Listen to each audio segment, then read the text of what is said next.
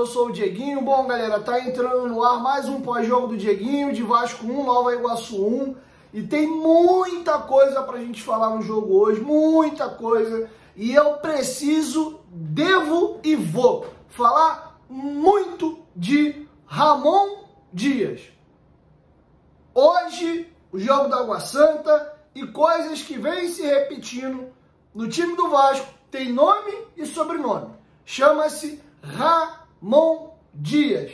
Obrigação do treinador é ter a leitura do jogo, é conseguir extrair o máximo e o melhor de seus atletas e saber escolher os melhores jogadores para se colocar em campo em determinados momentos do ano, até porque é um jogador que está bem hoje, daqui a pouco ele está mal, daqui a pouco ele volta a estar bem de novo, e também a formação que o time precisa jogar. E a gente precisa discutir o 3-4-3, que eu falei e venho falando, e todo jogo o Vasco começa nesse sistema e acaba no 4-3-3. E o Ramon Dias hoje brincou de Simba. Quem aqui já viu o Rei Leão? E o Simba falando assim, ó. Eu rio na cara do perigo. Alguém lembra desse trecho do Rei Leão? E o seu Ramon Dias e o Emiliano, que por sinal eu não sei mais quem é o treinador do Vasco, eu não sei se é o Ramon, não sei se é o Emiliano, porque na hora de botar a cara pra imprensa, é o Ramon Dias, é o Emiliano. Ah, Dieguinho, mas é porque o Emiliano tem mais facilidade de falar português. E o Ramon não falou o ano passado inteiro? O que mudou agora? Agora ele não consegue entender ainda mais? Ou já é uma passagem de bastão pro filho? Porque eu tenho que saber quem é o treinador do Vasco. Porque na hora que a gente precisa agora cobrar, tem que cobrar do Ramon. E é sempre o Emiliano que fala pelo pai, que fala pela comissão técnica. Então eu vou pedir para você deixar o like no começo do vídeo aí, que ajuda essa resenha a chegar para o máximo de pessoas. E se você estiver caindo aqui pela primeira vez, já se inscreve aí no canal, por favor. Lembrar você que é bom de palpite, corre lá na 1xBet, tá? O link tá aqui no primeiro comentário fixado do vídeo, clica lá, se cadastre e comece a apostar. Usando a palavra promocional Futebolaco, com temudo e senhor no final, eles dobram o seu primeiro depósito. A 1xBet é uma das maiores bets do planeta, tá com a gente aqui no canal desde 2019 e esse parceiro é fundamental para a manutenção do nosso trabalho. Se você gosta do Dieguinho, gosta do canal Futebolaço, me dá essa moral, porque esse parceiro comercial é fundamental para o nosso canal continuar no ar. Então dá essa moral. Se você quiser apostar amanhã, mas faz o teu cadastro aí no primeiro comentário fixado, para quando você quiser apostar, teu cadastro já está feito. Dito isso, vamos falar do jogo. O Vasco vinha com um problema absurdo e perdão, eu só lembro disso, eu prometo que antes de dormir eu vou comprar meu quadrinho tático. O Vasco já vinha com um problema absurdo, porque ele vinha marcando, vocês são inteligentes, vocês entendem de futebol, vai na mão aqui que vocês vão entender. O Vasco vinha marcando com 5 bonequinhos na área. Faz de conta que isso aqui é a área do Vasco. Da caneta para trás, deixa eu inclinar aqui, da caneta para trás. Aí o que o Vasco faz? Piton aqui na esquerda, Paulo Henrique na direita e os 3 zagueiros entram no meio desses 2 laterais aqui quando o Vasco perde a bola. Léo, Medel e João Vitor. Fazem com a muralha com 5 cabeças. O que acontece com isso? O adversário dificilmente entra tocando passe na área do Vasco. Você não vê o cara fazer uma tabela e sair cara a cara com o Léo Jardim para finalizar. Aconteceu demais no jogo de hoje pelo kamikaze maluco e adoidado que o seu Ramon Dias fez no segundo tempo. Mas numa situação normal, dificilmente o Vasco vem dando essa possibilidade do adversário entrar cara a cara com o Léo Jardim. O que acontece demais nos jogos do Vasco? Chute de fora da área, chute de fora da área, chute de fora da área. Os caras vêm tocando bola, parece que tá brincando de bobinho. Por quê? Você tem esses 5 caras dentro da área, e aí você tem 2 jogadores lentos. O Galdames, então, nem cacuete de marcação ele tem. Aí esses 2 caras para marcar uma faixa de campo absurda. Tu pode botar 2 Cuejá, tu pode botar 2 Guianzu, tu pode escolher quem tu quiser. O Mauro Silva, o Dunga, vai tomar totó todo jogo. Porque é humanamente impossível você, num campo que é gigante, você e mais um companheirinho marca 3, 4 caboclos durante o jogo. Aí o Nova Iguaçu e a maioria dos times jogam no 4-3-3. Tem um primeiro volante, tem dois volantes meia, às vezes são dois volantes um do lado do outro, um ponta de lança. O Nova Iguaçu joga com o Bill fazendo essa meiuca aqui muitas das vezes por dentro, mas jogadores com qualidade. O Igor do Bigodinho, o Albert, o Ian que sai da ponta por dentro. E aí, cara, fica um buraco na cabeça do área do Vasco, porque tem esses dois volantes, o Payet já não marca ninguém, ele já fica na dele lá, o Verrete é o centroavante do time, e às vezes, quando jogava David ou Adson, eles às vezes sim, às vezes não, desciam aqui. De novo, às vezes sim, às vezes não, porque eu cansei de ver os 5 bonequinhos na área, os dois volantes se matando igual uns cachorros e os 3 lá na frente. Ou o David ou o Adson pela direita, o Payet na esquerda e o Verrete. E o adversário vem tocando bola que nem uma uva na frente da área do Vasco. Tem uma coluna que o Mansur disponibilizou no Globo Esporte, recomendo vocês a lerem. Ele fala que o Vasco é o time que mais oportuniza o adversário finalizar a entrada da sua área. De contrapartida, é um dos times que menos oportuniza o adversário finalizar de dentro da sua própria área. Porque a gente marca a área em si com os 5 zagueiros, mas a cabeça da área do Vasco é despovoada. Por isso, é simples. E o Ramon Dias, que ganha muito bem e tá com a porcaria desse elenco todo santo dia, ele não consegue enxergar isso. O Vasco, jogo após jogo, ele vem 3-4-3. Joga contra o Água Santa, ridiculamente mal, é engolido no meio-campo o Água Santa, e ele vem pior. O que o Vasco já vinha tendo problema com o Água Santa. Teve jogos que o Vasco venceu de maneira mentirosa, ou que pelo menos boa parte do jogo ele oportunizou demais o adversário machucar ele. A vitória contra o Botafogo é mentirosa. O Vasco é amassado pelo Botafogo uns 20 minutos por um pentelho. O Vitor Sá está impedido, graças a Deus o gol é anulado. Pouco depois o Eduardo faz 1-0. Ali seria 2-0 se o Vitor Sá não está impedido. E Zé Fininho acaba o jogo com 20 minutos, 25 minutos do primeiro tempo. E você vê a facilidade que o Eduardo tem para dominar, dá o tiquinho, domina, rola, e o Eduardo vem batendo de chapa, acerta o ângulo e abre 1-0. A gente logo na sequência faz o gol, que é a bola de 3 dedos que o Payet acha o Galdames e o Galdames faz o gol. E o Vasco equilibra as ações no final ali do primeiro tempo e vai para o intervalo, levantando a mão para o céu, que o jogo acabou 1-1. E o Botafogo, naquele momento, com o mental arrebentado, o Vasco volta com 38 segundos, toca a bola, o Botafogo nem encosta na bola, 2-1, virada. E aí o Botafogo, que vinha emocionalmente ferrado, começa a entregar os pontos. O time até tenta uma reação, e aí o Hugo faz um lateral, um pênalti ridículo. Aí acaba o jogo, 3-1, o Vasco depois faz o quarto, o Botafogo entrega os pontos e acaba tomando um golaço de bicicleta. O jogo contra o Flamengo, o Vasco é amassado 30 minutos sem ver a bola. Até o Ramon Dias vê que não estava dando certo, ele mete o Matheus Carvalho, povoa ao meio, o Vasco iguala na vontade e aí o jogo fica igual. Depois dos 30 minutos do primeiro tempo para o final, o Vasco é ligeiramente melhor que o Flamengo na sua estratégia de jogo. Ele conseguia marcar bem, o Flamengo dava mole, ele espetava no contra-ataque. O Léo Pereira salvou 2 bolas em cima da linha, apesar do Gabigol perder o pênalti praticamente no minuto final do jogo. Flamengo esse que naquele dia tentou fazer uma escalação forçando uma barra, porque pagou uma bagatela no Dela Cruz, e botou o Dela Cruz para jogar de ponta. E o Flamengo não estava se encaixando naquela formação com o Dela Cruz de ponta. Agora, com a saída do Gerson, o Dela Cruz está jogando na dele de segundo volante, o Arrascaeta faz a dele, o Flamengo tem 2 pontas, Luiz Araújo e aqui o Cebolinha, e o time do Flamengo voltou a jogar bem. Até os nossos melhores jogos, tem coisas a se pontuar aqui. O Fluminense fez um bom jogo esse ano, que foi o jogo contra a LDU, que se recusou a jogar futebol no Maracanã e teve uma postura medíocre para o time que fazia uma final. E merecidamente o Fluminense venceu aquele jogo. Não à toa, o Fluminense vem de 12 clássicos agora sem conseguir vencer uma partida. O Fluminense voltou muito mal na temporada 2024. E há de se lembrar que aquele era, salvo engano, o 3º jogo do Fluminense no ano. Fluminense que estava voltando de férias pela questão do Mundial. Então é importante a gente fazer algumas observações aqui sobre alguns bons jogos que o Vasco fez. O jogo contra o Fluminense a gente foi muito melhor, mas o jogo do Volta Redonda, o Vasco foi mal.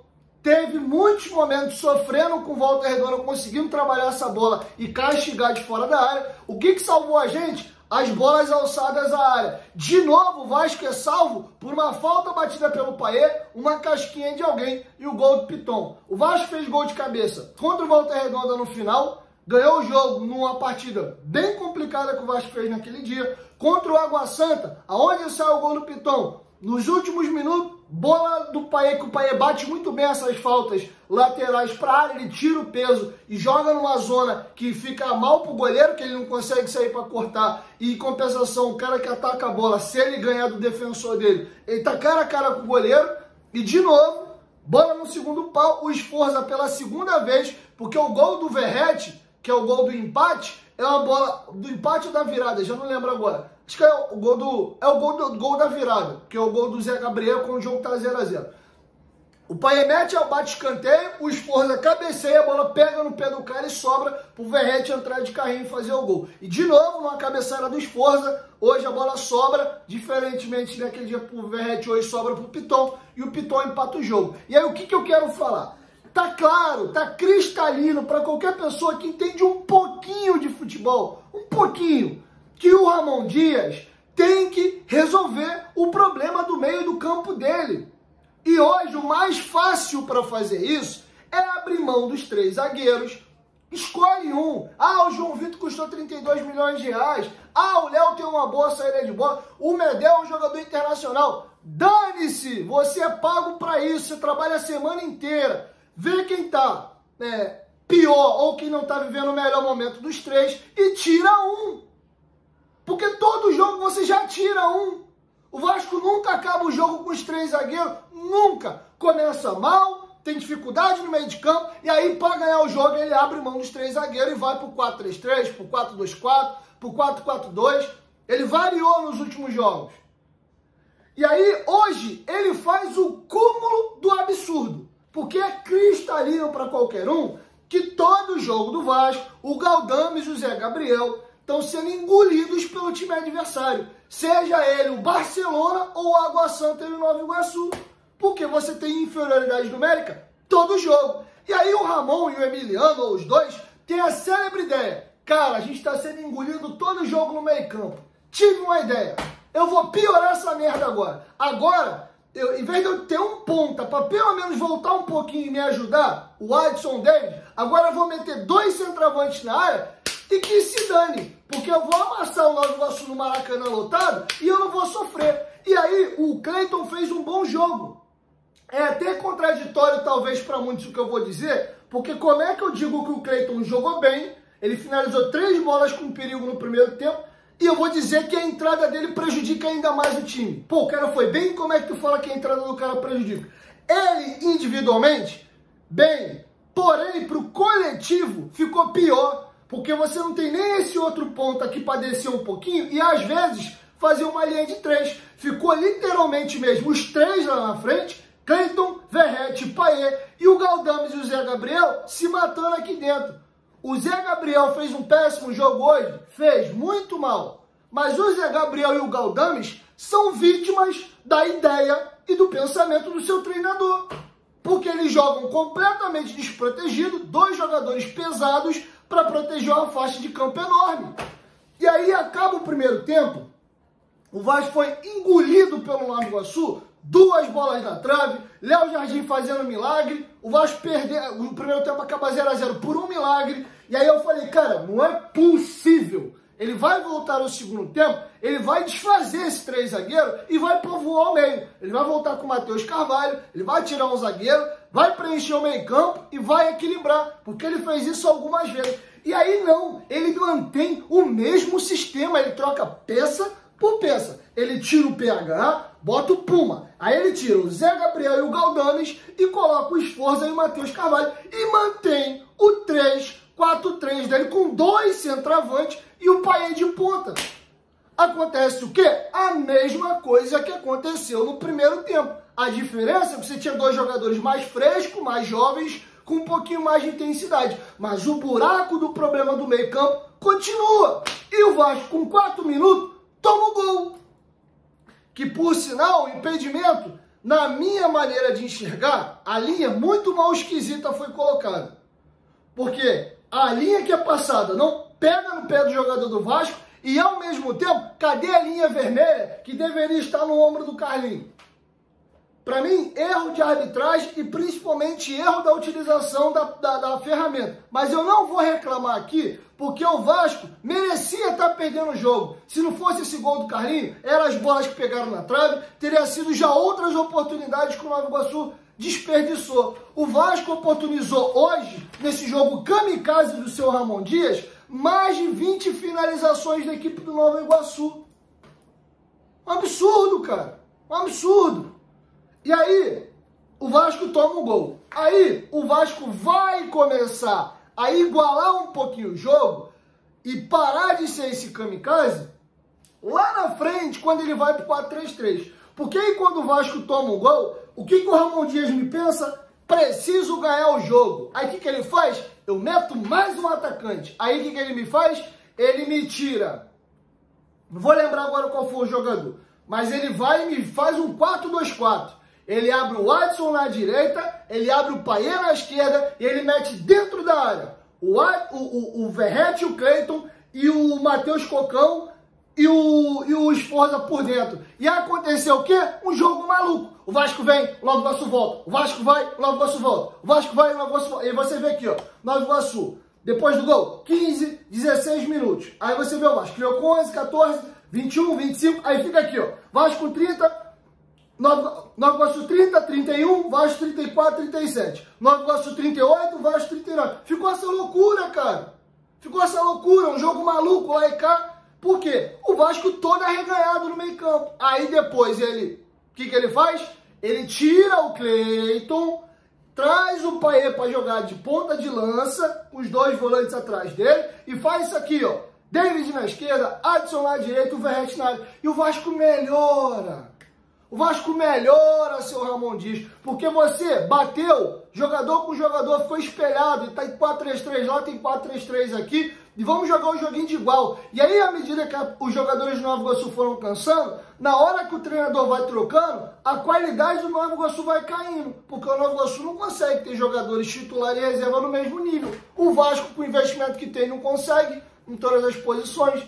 Então não vou nem me ater aqui, esse lance aqui, aquele lance lá. Eu preciso, quero e devo falar do Ramon Dias hoje, cara. E não é possível que eu tô vendo essa merda aqui da minha casa e eu tô falando todo jogo e ele que tá lá, os analistas dele, os scouts, ninguém tá vendo isso, cara. Futebol hoje é equilibrado, não tem mais bobo. O Vasco é um time que oportuniza demais o adversário trabalhar a bola na entrada da área da gente. E o Léo Jardim tá vivendo um momento incrível, cara. O que o Léo Jardim fez de defesa hoje foi sacanagem. É chute de fora da área, ele pimba, bota pra fora. É o lance da bola que bate na trave, volta. Teve uma jogada que o Bill arrasta o Medel, dá uma pancada no canto, ele pimba, pega. Do lance que bateu na trave e voltou, ele faz duas defesas no mesmo lance. É bola na trave, o cara chuta, ele espalma, volta. O cara chuta, ele defende, depois a bola pega na trave de novo. Que loucura! É o Carlinhos que foi irresponsável. E se eu sou treinador do Nova Iguaçu hoje, eu como ele no esporro e os companheiros dele também no vestiário, porque enquanto o jogo estava 1-1, 1-0, o Puma Rodrigues me faz uma besteira colossal do tamanho da história do Vasco, e ele sai cara a cara com o Léo Jardim e vai querer dar uma cavada. E o Léo Jardim ligado consegue fazer defesa e salva a gente ali de tomar o 2-0. Porque se entra o 2-0 ali, acabou o jogo. E o Piton, que tá jogando demais também, acaba fazendo o gol. O Payet, indiscutivelmente, é um monstro. Hoje ele acha a bola pra gente fazer o gol de empate, ele decide numa jogada individual, infelizmente, cara, a bola pega na trave, depois de uma bola ajeitada, ele dá uma cacetada, o goleiro toca nela, a bola pega no travessão. A gente está vivendo de dias inspirados do Léo Jardim no gol, do Piton e do Payet para criar, e o Verratti quando a bola chega. E eu ia esquecendo, eu preciso falar isso aqui. É importante, é positivo, é salutar ter jogador culhudo pra caramba. É uma merda ter time de frouxo. E o Vasco hoje não tem time de frouxo. Tem muito jogador aguerrido. Mas o Lucas Piton, que hoje tem a moral para falar isso, e eu gostaria que ele aproveitasse a moral que ele tem para chegar numa rodinha hoje e falar assim: professor, eu quero falar. Ele tá com moral, ele pode. Só quero falar. Medel e Verrete, até quando vocês vão ficar achando que tem 2 membros? Achando que são mais machos, que vão ganhar tudo no grito? Porque quem assistiu o jogo pelo Sport TV e viu o Piton dando entrevista na Zona Mista depois do jogo, ele falou: a gente perde tempo demais com babaquice, com briguinha, com coisa miúda. E o Matheus Carvalho, que entrou bem demais de novo e seria importante no jogo de volta, foi expulso por culpa do Verrete, que é um baita de um jogador, que vive um grande momento, que vem agora, hoje ele não fez gol, mas vem de 6 jogos e 6 gols marcados, ele estava com 6 gols em 5 jogos, maravilhoso, adoro ele, baita de um atacante, mas tem que parar com essa mania. Ele e o Medel, quase todo jogo, eles arrumam quizumba e confusão com os outros. Uma coisa é um companheiro teu tomar uma banda, tomar um soco, tu vai lá defender teu parceiro. Agora, o que o Verrete arruma de confusão e perde o tempo com babaquice querendo mostrar que tem um saco maior do que o adversário é uma enormidade. E o Matheus Carvalho, que foi querer se meter no meio para deixar o Verrete ficar com a briguinha dele lá, ele que foi expulso. Quem tinha que ter sido expulso e graças a Deus não foi, porque a reposição seria mais difícil, era o Verrete. Ele e o camisa 2, o capitão do Nova Iguaçu, que deveriam ter sido expulsos naquela palhaçada. O juiz não errou em botar 2 para fora, mas não era o Matheus Carvalho. Menos mal, que eu acho que é menos difícil suprir a ausência do Matheus Carvalho do que a do Verrete, apesar do Cleiton ter feito uma boa estreia. E o Piton foi muito bem na Zona Mista depois do jogo. Muito bem. O Payet, que é outro jogador maravilhoso também, eu e minha casa serviremos ao Payet, ele não pode entrar na pilha. Ele é um jogador técnico com muita qualidade, a gente precisa ganhar o jogo, a gente é o grande, a gente está jogando na desvantagem, o cara deu uma chegada nele, reclama, peita o cara, mas não precisa ficar naquela situação que ele ficou. E aí eu não sei se o Verrete já tem essa característica e ele vê o Payet, que é a estrela, que é o ídolo do elenco hoje fazendo, ele se sente no direito de fazer o mesmo, porque a referência técnica está me dando esse suporte. E ele fica se cabeçando com o cara um tempão que o juiz botou galho dentro, talvez até por ser o Payet. Se fosse talvez o Matheus Carvalho ali com o Emerson Carioca, ele tinha botado os dois pra rua, porque ficaram se cabeçando um tempão. E aí eu não sei até que ponto isso não parte da comissão técnica que é pilhada também. Porque o Vasco tá virando rival do Nova Iguaçu, do Água Santa. Porque todo jogo com esses times pequenos, a gente fica se degladiando que parece estar jogando a final de Copa do Mundo. O Vasco tá sendo um time demasiadamente pilhado. Então, o que eu quero falar hoje é isso. Ou o Ramon Dias enxerga que ele está sabotando o time do Vasco com a forma com qual ele escala e a forma como ele está lendo os jogos, ou a gente está ferrado. Dieguinho, o problema do Vasco é reforço também. A gente precisa contratar para temporada. Mas o Vasco não precisava de mais algum jogador no elenco para ganhar do Nova Iguaçu e do Água Santa de forma mais tranquila. Não é reforço que oportunizou o Vasco ser amassado pela Água Santa no segundo tempo em São Januário e amassado quase que o jogo inteiro hoje no Maracanã com mais de 60 mil pessoas. A culpa é da teimosia do seu treinador. Inicialmente o esquema funcionou, mas não está funcionando. Não está dando. Então fica o recado aqui. A gente vai ter uma pseudo vantagem, porque o Vasco não joga no meio da semana, vai ter a semana livre. Talvez o time dê uma afogada pela sequência de jogo, quarta, domingo, quarta, domingo, quarta, domingo, quarta, domingo, quarta, domingo. O Payet estava morto do meio para o final do segundo tempo. Você vê ele ali extenuadão e ainda assim tentando, quando a bola chegava, ele tentava alguma jogada, mas estava cansado. Estava cansado. Vai ter uma semana para descansar e o Nova Iguaçu vai jogar a Copa do Brasil contra o Inter no meio da semana. Que se mate por lá, que seja um jogo dividido e a decisão saia no minuto final. Os caras chegar arrebentados aqui para jogar com a gente no domingo.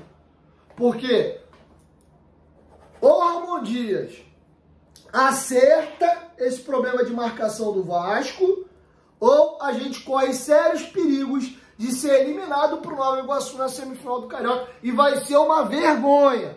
O Vasco vai entrar em uma crise bem no início da temporada. E a culpa, em boa parte disso, é a teimosia do seu treinador. 2023 ficou lá no ano passado. Sem o Ramon Dias, o Emiliano Dias, o Diego Pereira, o membro, o preparador físico, e todos os jogadores que chegaram ano passado, a gente tinha sido rebaixado. Eternamente grato. Mas 2023 acabou. Ano passado passou, eu estou em 2024. E hoje a gente está com um problema grave nessa questão da marcação do time. Ou acerta, ou o Vasco vai ter problema. E a culpa disso é do Ramon Dias e da sua comissão técnica. Tá lendo mal os jogos, tá mexendo mal nas partidas e tem escalado o time também de forma ruim. O Medel caiu muito e hoje, se fosse para tirar um zagueiro, eu tiraria até o Medel, porque o Medel não tá bem. Ou o Medel ou o Léo, João Vitor não, que tem sido sempre a primeira opção do Ramon Dias para sacar quando tira um dos zagueiros. Mas o Medel, não sei se está sentindo a sequência de jogos, mas o Medel não está jogando tão bem. Teve uma queda e não está legal, tá? Então, é isso que eu tinha para falar. Parabéns ao Matheus Carvalho pela partida. Belíssima partida. Senti ele meio perna no jogo do Água Santa. Pedaladinha, não sei o que. Não sei se viu a atmosfera virar. Todo mundo brincando de Big Cacanante. Posicionamento de praia, água de coco na praia. Brincando com emoji de cocão. Entrou meio perna. Deve ter tomado um esporro depois do jogo do Água Santa. E hoje deitou.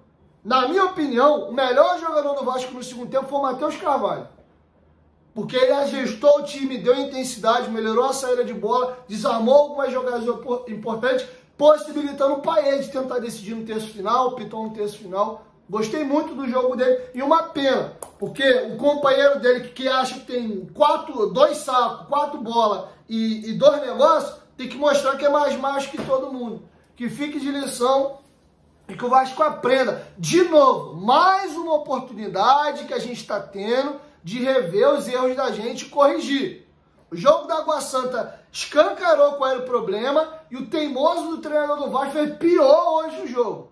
Não é possível que ele vai me voltar para o próximo jogo da mesma forma. E já adianto aqui, para o próximo jogo, se não contundir ninguém, tiver todo mundo inteiro, o meu meio campo é Sforza de primeiro volante, Galdames pela direita. Adoraria que o meu volante pela esquerda para equilibrar fosse o Matheus Carvalho. Mas infelizmente ele não vai poder jogar. Esse seria o meu meio campo.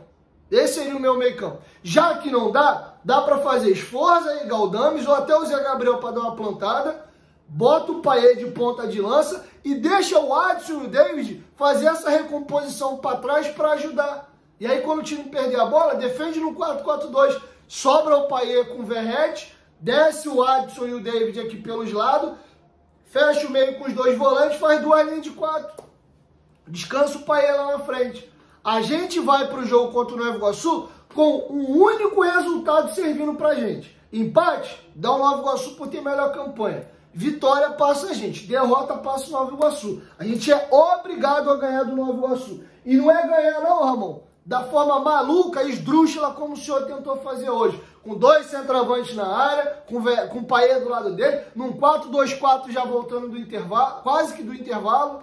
Não é dessa forma atabalhoada e no seja o que Deus quiser, entulhe atacante. Ele me lembrou o Abel Braga lá em 2020. Tira volante, mete atacante, tira volante, mete atacante. Eu lembro de jogos do Vasco jogando no 4-1-5 no segundo tempo. Ficava o Andrei na frente dos 2 zagueiros dos 2 laterais. O Abel Braga metia 3 atacantes, 2 pontas e toma o Andrei igual um maluco, pegando a bola aqui no pé do zagueiro e põe a bola na área, toma a bola na área, toma a bola na área. Tá difícil torcer pro Vasco, hein, o Ramon Dias. Porra, se eu não infartar até domingo, vou te enganar não, hein?